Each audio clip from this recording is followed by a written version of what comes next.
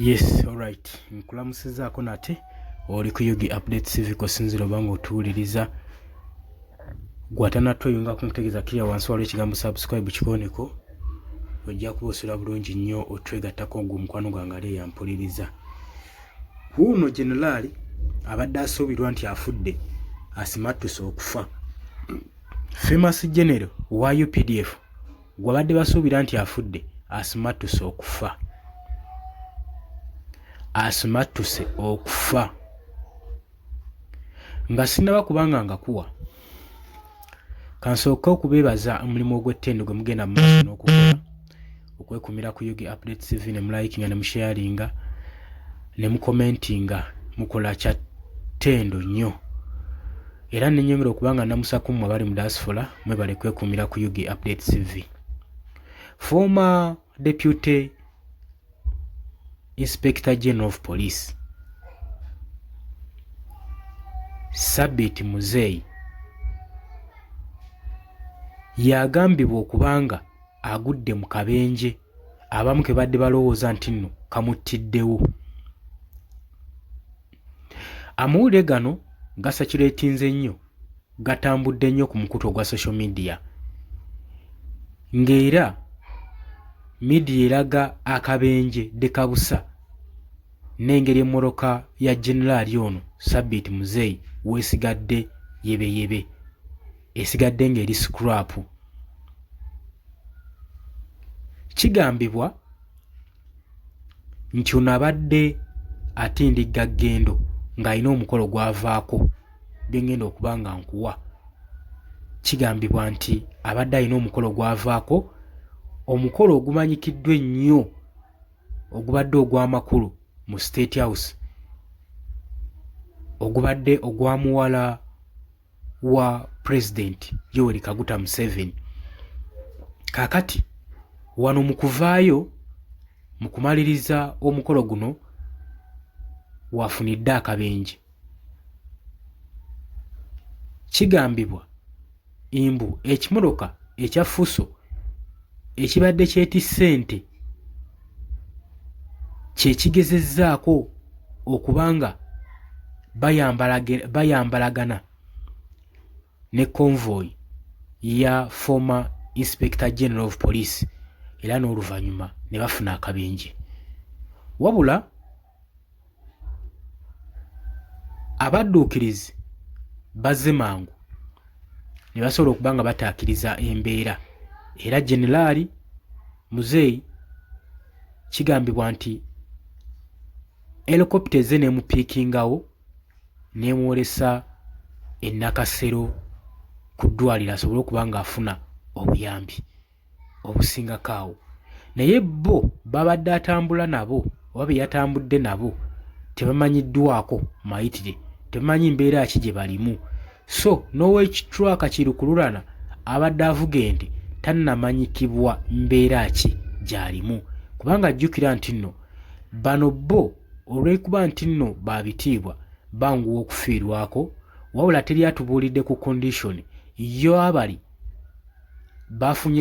bafunyeganye nabo akabenje tetumanyi mbeera ki zibalimu, bafiiriddwako, batwaliddwa mu ddwaliro, ekyo teri akimanyi.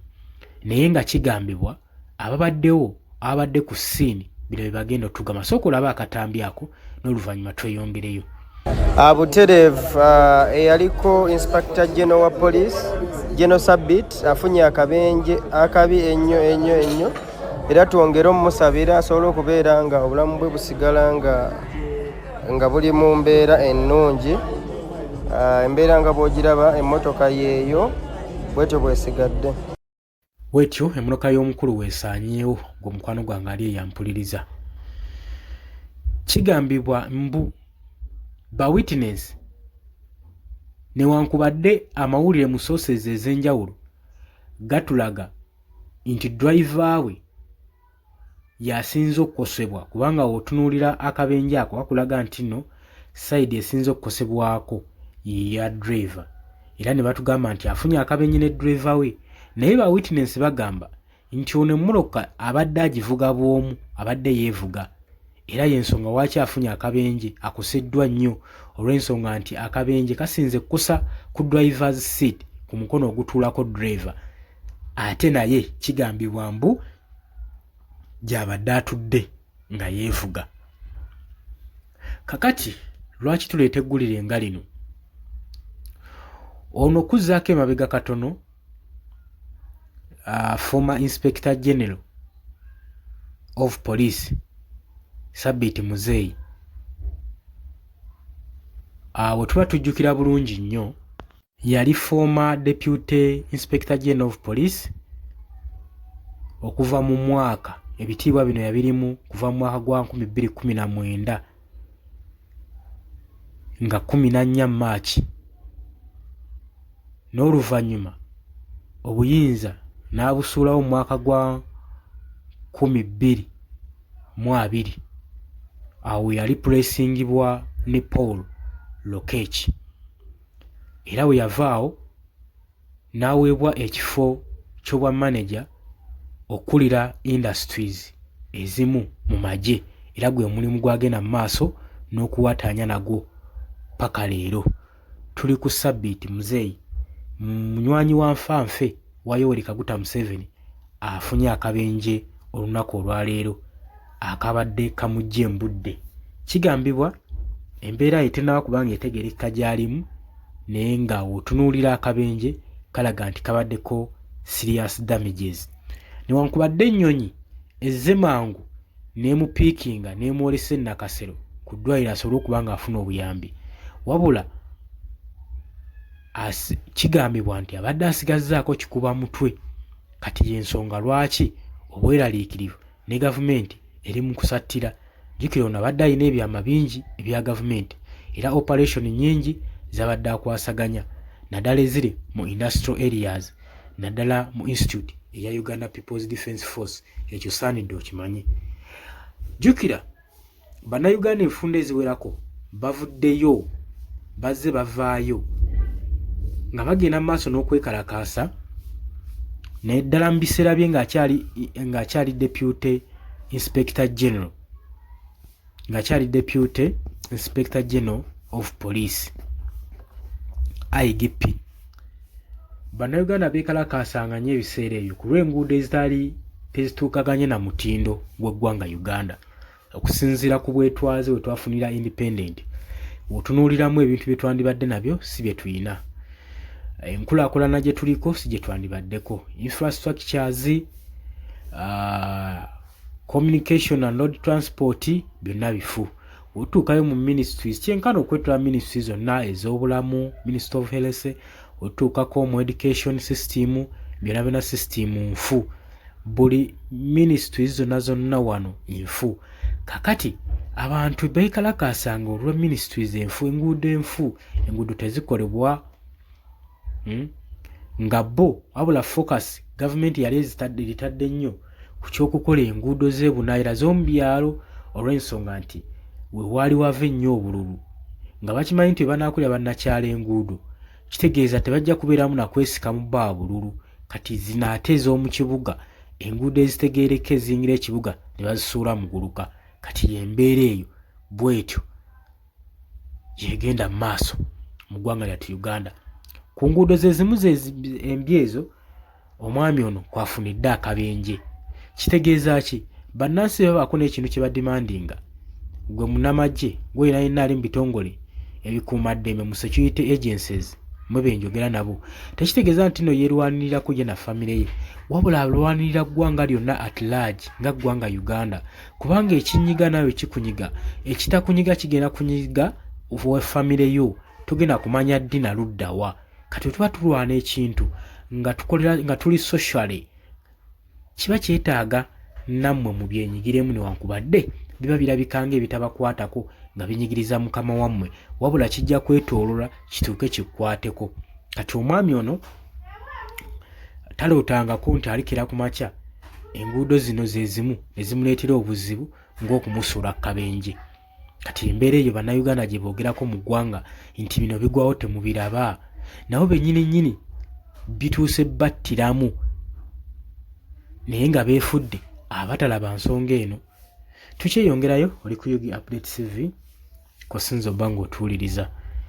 Gwatanatuyungako kirira wansi waliwo ekigambo subscribe kikoneko obeere ng'otweyungako. Abali mu diaspora mbatumiddeko nnyo, nyongera okubabuuzaako nammwe abali mu gganda lya wiikendi, nammwe abali mu kuddayo ku masomero, abazaala abaana ku masomero, nammwe mukolera ddala ekintu eky'amaanyi ennyo. Si kyangu si byangu eby'ennaku zino mu Uganda, byakuyiiya. Ate era ddala nga tusembedde akaseera kano ake 2026 generation, jjukira nti nno gavumenti erina omuzembu okulumya abantu obwavu nga ebalindirira okulaba ku wiikinensi yaabwe mu biseera nga bino ebya 2026 ebijja, basobole okukozesa advantage ng'eyo ku wiikinensi yaabwe ey'obwavu, babasimbeyo sukaali, muceere, sabbuuni, basobole okuba nga batunda akalulu. Ebyo tuze tubiraba bibaawo, mbeera ya bulijjo. Towakana, ng'owakana jangu mu comment section otubuulire we gubeera. Kati yeeyo ensonga. So bannayuganda babaako n'ensonga yonna yonna ng'eri social developmental issues, bakisaanidde nammwe abali mu buyinza ab'obuyinza mubiteekemu enta, musobole okuba nga mulwanira justice, equal justice mu ggwanga. Justice abasinga balowooza nti kuwa munnansi ddembe, naddala oyo ali ku ludda oluvuganya gavumenti. Justice oba owadde eddembe munnansi, nga munnansi asobola okwogera buli ekigenda mu maaso mu ggwanga lye, ate era ne kikolebwa, ly'eddembe ly'oba wamuwa, ly'eddembe ly'oba wamuwa, kitegeeza ajja kaanira ku bintu bingi nnyo ebikosa, so opposition yekka munnayuganda yenna. Kola nguudo, kuteekamu ddagala mu malwaliro, kukyusa education system, ne tuteekawo system eyamba bannayuganda. Kati nawulidde mu mwaka gumu ebyava mu Ministry of Education byawuniikiriza bannayuganda amatu oluvannyuma lw'okulangirira nga disitulikiti zino zonna ezibadde zikirengera tugamba okuva ku 1 mpaka ku 5 ze zimu kuzisembye emabega, naye ng'ezisinga ano za Central Buganda. Kati ako nako akakodyo kali mu system ey'okusoma, mulina okwegendereza ki kye baagala mu kyo. Ebyo topic tujja kuba tugigendako edda, nkubuulire lwaki baagala okudibya amasomero agali mu Central Buganda. Si kunafuya amasomero gano, wabula kuteekako kujjako value y'abaana abazaaliddwa mu Central, value kubajjako value mu future yaabwe gye bujja mu maaso, babeere nga tebalina value olw'empapula ze banaaba nazo. Ebyo nno saagala owakane, saagala owakane gwe mukwano gwange ali yampuliriza, kubanga buli ekigenda mu maaso mu ggwanga Uganda tugenda mu maaso n'okuba nga tukiraba. Ne nawe osobola okuntirawo comment yawo, ejja kuba esoma era ejja kuddibwamu. Bannayuganda bajja kuba bagiraba, bajja kuba balambise ku nkola ennuŋŋamu ennungi ey'okuba nga bayimirirawo okunyweza n'okulwanirira eggwanga lyabwe. Oli ku Yugi Update TV, kosinza obba nga otuwuliriza. Kakati omwami ono agudde kabenje, naye kikulaze nti no sisitimu yaffe enfu, baleese helikopita yemuggyewo, so nga abantu wagwiridde wantu watono nnyo. Singa abantu bano bakola kibeekakasa ng'enguudo flyover biki traffic jam yenna ne bamulowoozaako nga bakola enguudo zino, ebyo byonna tebyandibaddewo. Obufunda bw'enguudo nakyo kintu kikulu nnyo kyongezza obubenje mu ggwanga lyattu Uganda. Okuvugisa ekimama kigambibwa nti ono abadde alimu yekka nga yeevuga yekka. Ekintu eky'obulabe, high ranking officer ng'ono waki aba alekebwa ne yeevuga, ng'olowooza si kya bulabe? Mwami oli Kaguta Museveni kikyabala era kikyabaza. Oli ku Yugi Update TV, nyongera maaso n'okutumira mwenna abagenda maaso n'okutuninga amayengo gano, abali mu Katoman, Dubai, Saudi Arabia, US, UK, abali mu Canada, abali mu Asia, abali South Africa, saako nammwe abali mu Kenya, nti big up to everyone. Mwebale kwekuumiramu, mwebale kwebeereramu, mwebale kuwagira mukulembeze w'ekibiina kya National Unity Platform, mwebale kuwagira nkyukakyuka, mwebale. Kakati tetumanyi oba oluvannyuma lw'akabenje kano wanaabeerawo ebikyukako, enguudo zinaakolebwa. Omanyi bo basooka kwekoona ne bajjukira okubuuka, ffe tuli mu koona tubalabye, tulinze tulabe kye bazzaako. Naye nga wenkugambye twerabira ku subscribinga, ku likinga, commentinga, mu comment section. Mbagala nnyo mikwano gyange era nga mbagaliza weekend ennungi. Mweraba.